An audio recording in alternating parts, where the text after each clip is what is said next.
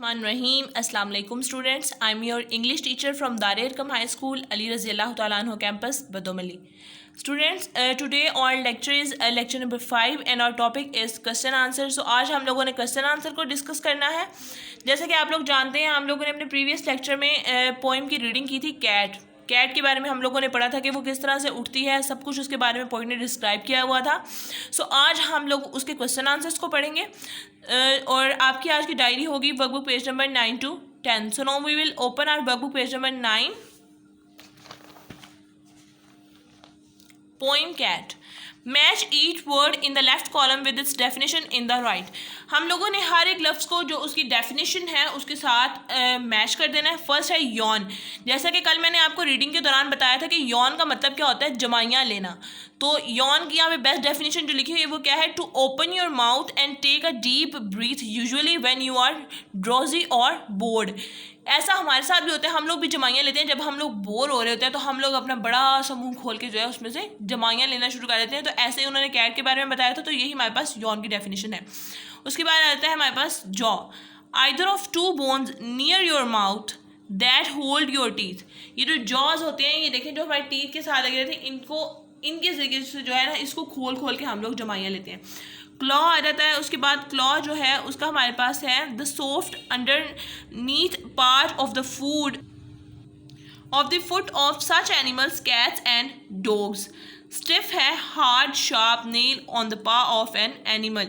यानी सख्त नोकीला सा जो होता है ना उसके पाँवों का नाखून, उसको हम लोग बोलते हैं. Delicate special. Arch to form a curve, यानी कि एक कर्व की फॉर्म में बनाना उसको. Particular fine. Pad not easily bent और चेंज इन शेप. अब क्वेश्चन आंसर को डिस्कस कर लेते हैं. Answer the question, what has the cat been doing just before the poem begins.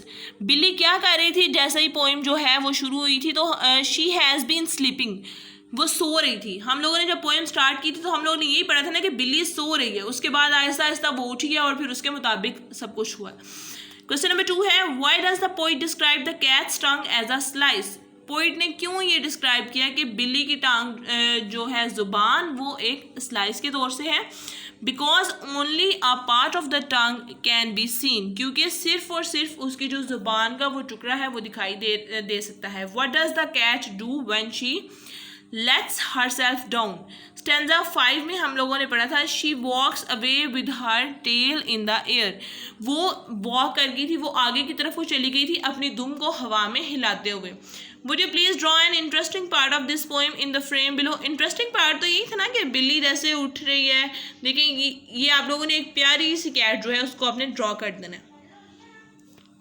So question answer में कुछ भी डिफिकल्ट नहीं था, हमारे पास बहुत ही सिंपल से क्वेश्चन आंसर थे. फर्स्ट में उन्होंने पूछा था कि पोएम जब स्टार्ट हुई तो कैट क्या कर रही थी, तो वो सो रही थी. सेकंड वन में हम लोगों ने बताया कि क्यों उसकी जो टंग है उसी के वाले हिस्से को क्यों हुआ, तो वो इस वजह से था क्योंकि सिर्फ उस वक्त जब वो जमाइयाँ ले रही थी तो उसकी ज़ुबान का वही हिस्सा सिर्फ नजर आ रहा था. What does the cat do when she lets herself down. और जब वो खुद को नीचे को लेकर आई, यानी पहले तो वो ऊपर अपनी बैग को लेके गई, फिर वो नीचे लेके आई. ये हम लोगों ने पोएम में पढ़ा था अपने प्रीवियस लेक्चर में. सो उसके बाद उसने क्या किया कि वो बिना किसी शोर के, बिना कोई आवाज़ किए वो वहाँ से साइलेंटली चली गई अपनी दुम को हवा में हिलाते हुए.